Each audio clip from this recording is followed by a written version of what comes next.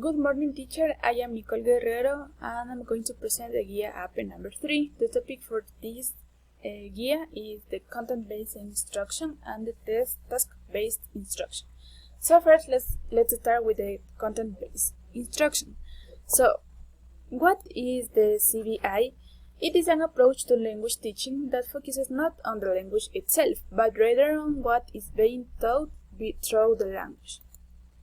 The theory behind CBI is that when students are engaged with more content, it will promote intrinsic motivation. Students will be able to use more advanced thinking skills when learning new information and will focus less on structure on the language.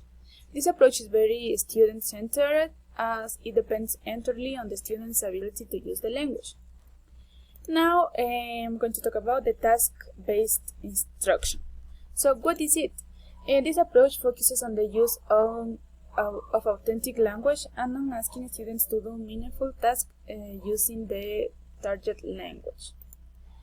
This makes TBLT especially popular for developing target language fluency and students' confidence. As such, TBLT can be considered a branch of communicative language teaching. So now I'm going to explain some similarities that have these approaches. So the first similarity is both of them have the aim to increase students' English acquisition. It means that both of the approaches are able being an instrument to help the students increase their capabilities in English. Also, both of these approaches will make students developing their language skills and their critical thinking in English learning. The second similarity is their function as an approach in teaching and language teaching. The teacher used the approach in language teaching is to make the classroom what has meaningful communication within it between students and teachers, or between students and other students. Task-based approach and content-based approach have a role in language teaching to teach the students about their needs in language until they are able to achieve what they expect in language learning. And the last similarity is the target. The target is being learner-centered in teaching learning process. The students have a role as learner-centered in classroom and in the application of teaching. The teachers only as the instructors giving the materials and tasks to the students. Furthermore, the students carry out the tasks and learn the materials in teaching learning process based on their own capabilities. And now, I'm going to, besides have the similarities, task-based approach and content-based approach also have differences in language teaching. The first difference is the concentrate. A task-based approach concerns with communicative and cognitive processes. Here the students are able to develop their language skills naturally by talking with the target within the task that they carry out. On the other side, the content-based approach concerns with the information. It means that the students focus on the real-world content and the understanding and communication of information through language. Now, the second difference between the task-based approach and content-based approach is the activity. In task-based approach, the students carry out the task using their available language resources and leading to real outcome. For example, the students are able to solve problems, share ideas, and compare some experiences. Also, the students are able to work in a group or choose some interesting topic. And while in content-based approach, the students' activities are specific to the subject matter being taught in the classroom.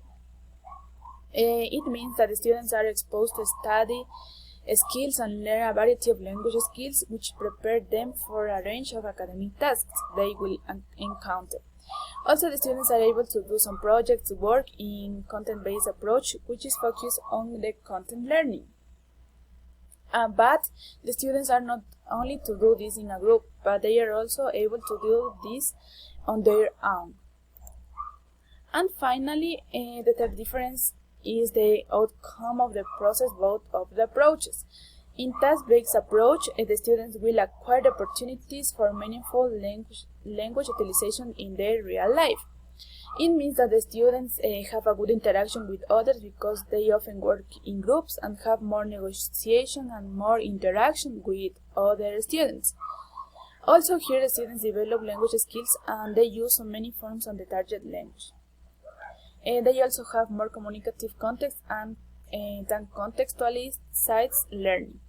And on the other side, in content-based approach, the students will be skilled in academic language and learning skills.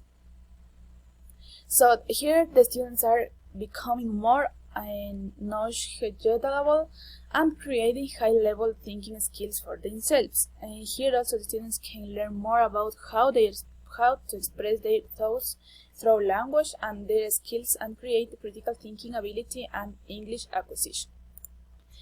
And finally, as a conclusion, I can say that both the task-based approach and content-based approach is the same as an approach to help the teachers in language teaching. Both of them also help the students decrease their English capability and English acquisition in language learning. And also, I can say that these approaches serve to meaningful communication and classroom, even though there are advantages and disadvantages in each approach, as you know.